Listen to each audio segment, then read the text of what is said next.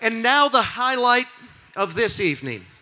And it's especially meaningful to me because over the past few years, I've had the privilege of getting to know this man, and we've become friends.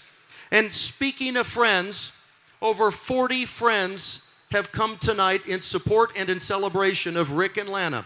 They've made their trip from the Carolinas tonight. Would you all please stand so we can thank you for being here for Rick and Lana? The 40 people from the Carolinas, would you all stand tonight?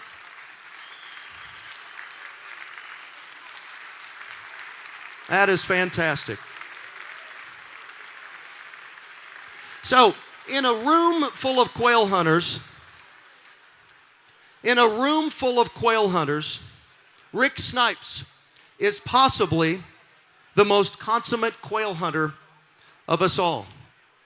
And you don't have to take my word for it. Just pick up any publication, any hunting magazine, and you're likely to read a story about this iconic hunter and the quail ranch that he's created in West Texas. Just by elevating his game and being such an articulate person and a respected gentleman hunter, he has brought prestige to every single one of us tonight. And there's a reason that Rick is one of the most celebrated quail hunters. He's committed himself to excellence. I'm reminded of a quote from Vince Lombardi. The quality of a person's life is in direct proportion to their commitment to excellence, regardless of their chosen field of endeavor. Ladies and gentlemen, commitment to excellence defines Rick Snipes. I'm standing here in a little bit of a state of shock, until I watched that video, I thought Joe Crafton and I were the same age. After the video, my chief worry is that I may be older than Bubba.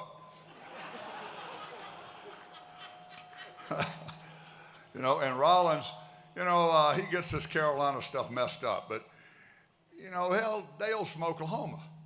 And you give him two states with the same name, that's a little much. But I was born in South Carolina and grew up in South Carolina, was fortunate enough to go to college in North Carolina and build a business and work in North Carolina. So I'm both. I did everything in both states, including pay taxes. So I'm both a sandlapper and a Tar Heel. And, I'm very happy to be out here in Texas. We've got some thank yous to make, first of all, to you and Park Cities. I mean, you're an unbelievable organization, and what you've done for quail is incredible.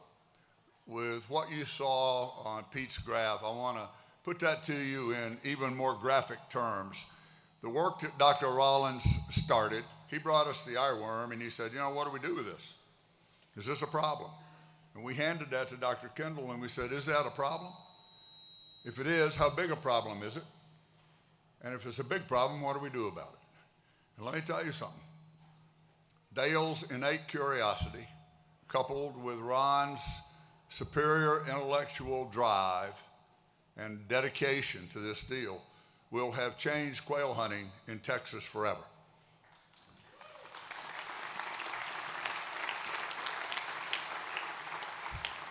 When the solutions developed in his lab are fully implemented across the rolling plains, we will have done for quail what Peter Hudson and his crew did for red grouse in the UK and Scotland. And all that is because of you. Thank you, thank you, thank you. It's been remarkable. I might need a flashlight. I also want to thank Boone. I don't know where we would be without him. What he's done for quail, what he's done for Park Cities, hell, what he's done for Texas and all the institutions here, including Oklahoma State. So we don't want to forget that. The first time Bubba introduced me to Boone and we were talking, and he looked at me and goes, hell, Rick, what are they going to teach you and me about how to grow a quail? He goes, you know how to grow a quail. I know how to grow a quail. What are they going to teach us?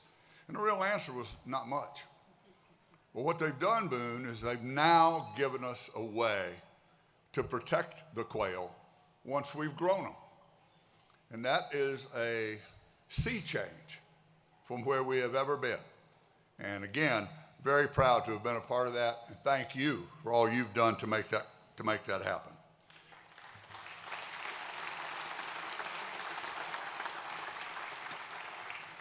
You know, I often tell my friends to take a good, close look at me, and I'll tell you guys to do the same.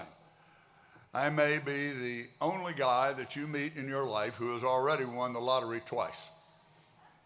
The first time I won the lottery was in January of 1949 when I was born in Anderson, South Carolina, in the United States of America.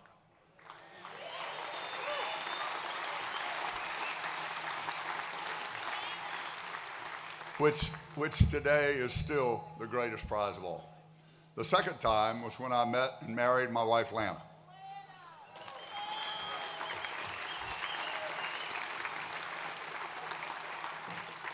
You know, you talk about a day's work. That was one. She's been unbelievable. She's smart, she's strong, she's beautiful, and she has been everything in the world to me. And none of this stuff could have happened without her. So thank you, Lana.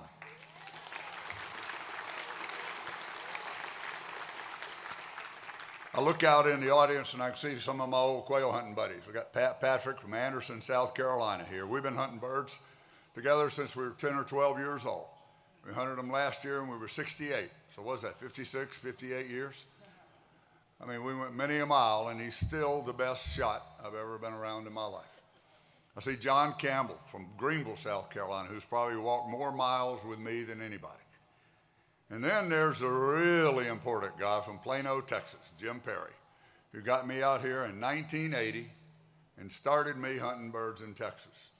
So if you're glad to have me, thank him. If you're not, you can curse him. But it's because of him that I'm here, and Jim Perry, thank you so much.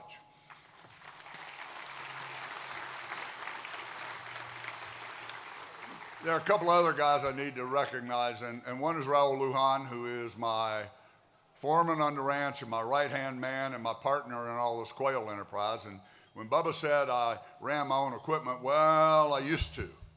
But Raul figured out that if he ran it, the results were much better and the maintenance costs were far lower. So if I get in a dozer now, you know, he runs to get the building repair equipment out.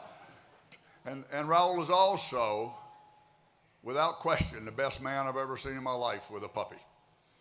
I mean, when our pups are weaned, we start walking them. And when Raul comes back with them, you know, they're different. He is remarkable. He's got the patience of a saint, and he's unbelievable. Another guy here who has been instrumental in our dogs, and almost all of them,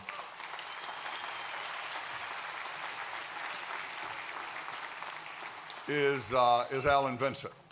Alan takes my young dogs to the Dakota prairies in the summer, and he believes what I believe, and that is that each dog has its own schedule and its own timetable, and will get there in its own time if he has the innate genetic qualities to do it.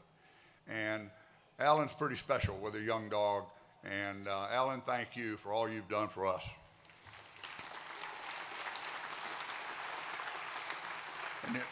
And you know, when I see all these guys and I reminisce about the places we've been and the things we've done, I'm reminded somewhat of a quote that's attributed to Chief Seattle, but almost everything that's said about the West was attributed to him, so it may not be accurate. But in talking about the beauty of the West and some of the stark scenes that you see even where we are in Stonewall County, he said, you have to see it to believe it. But just as importantly, you have to believe it in order to see it. And what that says to me about quail hunting is it's one of those things in which the whole is greater than the sum of its parts. You know, if you think about quail hunting, what you did, your dogs, you go home tonight and you think about all the things that make up your quail hunting. And then you think about it in a holistic sense, in a general sense. Not only what you did and who did it with you, but what you feel. And when you do that, you'll find that there's a gap. There's a gap between the things that make up quail hunting and the experience that is quail hunting. And you know, that gap is why we do this deal. You know, that indefinable sense of accomplishment of satisfaction, of joy, being outside, being with your dogs, being with your friends, all of those things, that little gap is what keeps us coming back. And it's what has made it a very special part of my life for a very long time.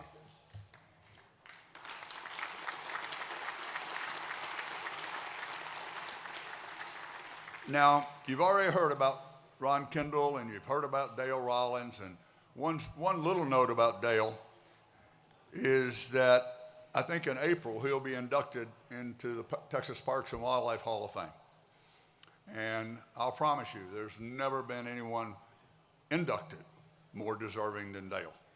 In fact, with his bobwhite brigades, I've often told him, I said, Dale, you know, with those brigades, you don't have to worry much. I said, you built your own stairway to heaven. He's a pretty special guy, and we could not have a finer steward of our finest asset, which is the research ranch, or of our very game itself than Dale Rollins. So Dale, thank you.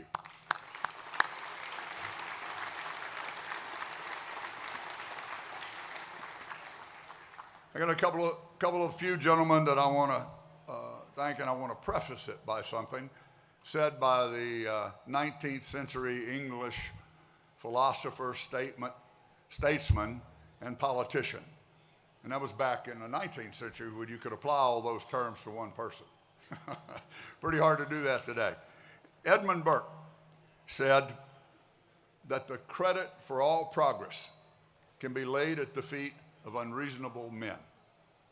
And by unreasonable, he didn't mean the guy that tried to change the terms of the contract at the last minute, or the guy that tried to get the last dollar out of a deal. No, what Burke meant was men who were unwilling to accept the status quo without question, who looked at things and said, as they were, and said, nah, I don't think so.